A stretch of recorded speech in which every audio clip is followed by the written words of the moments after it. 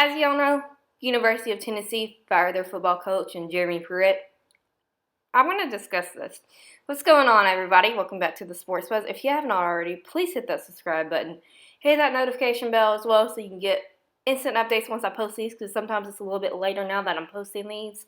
So, let's get into it. So, this article is from Knox News, and I did not get the notification until yesterday late afternoon that Jeremy Pruitt was fired. And then also Philip Fulmer, the athletic director, he's also stepping down, retiring once they fired somebody to success his position. He was a football coach at Tennessee from 1992 to 2008. He had a 152-52 record. I really enjoyed watching him as a football coach later down that road, just because I was really young when he was coaching at Tennessee. So now Jeremy Pruitt is out. He was only there for 3 seasons. He is ending one of the worst tenures in program history.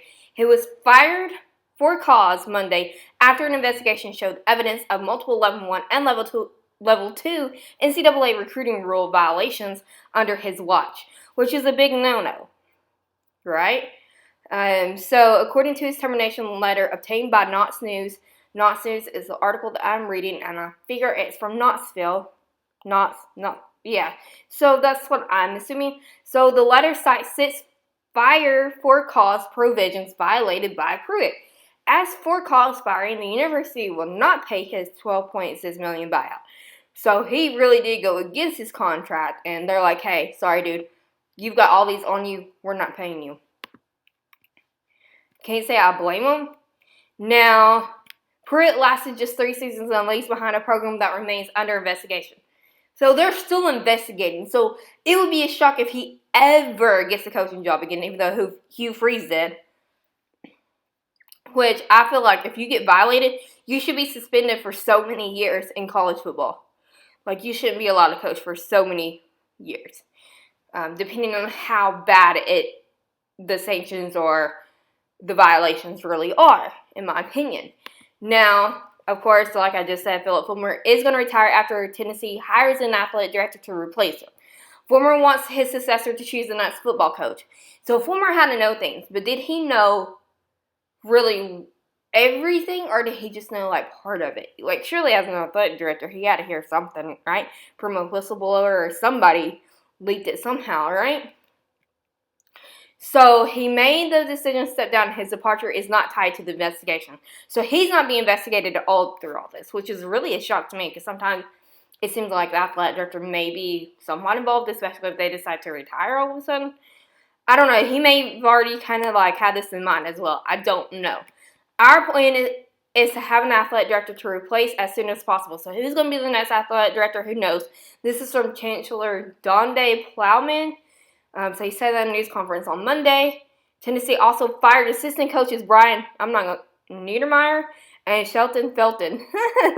What a name. Sorry, y'all. For cause on Monday. His name always makes me laugh. So, along with 7 members of the football program's recruiting support staff.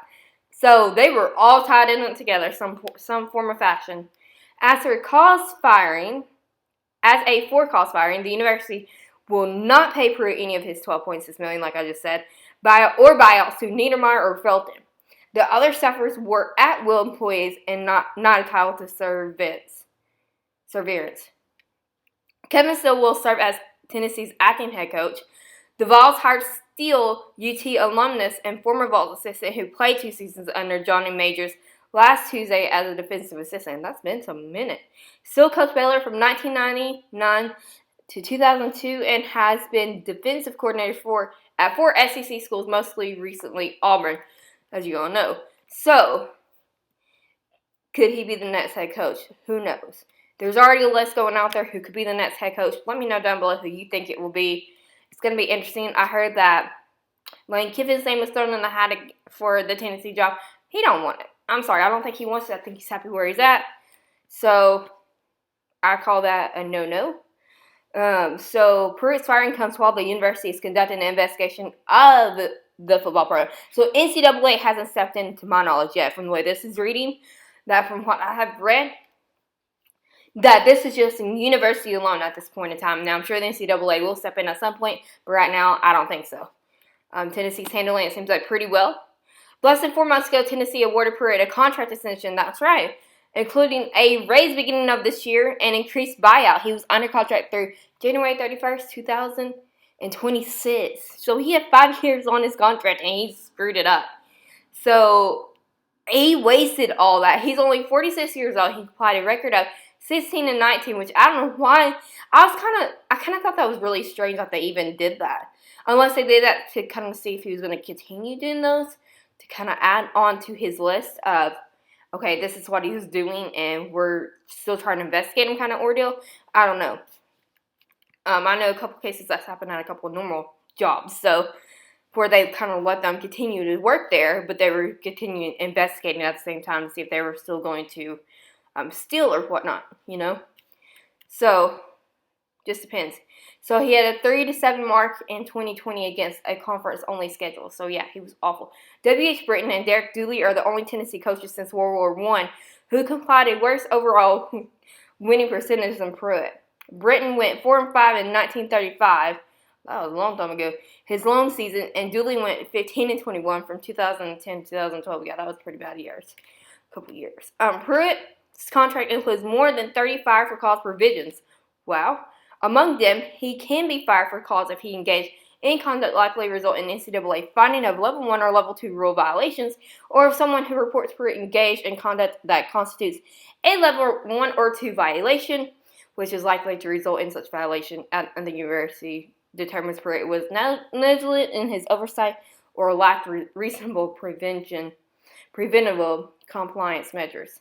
Additionally, I'm so all stuffed up, guys. Sorry. He can be fired for cause for a failure to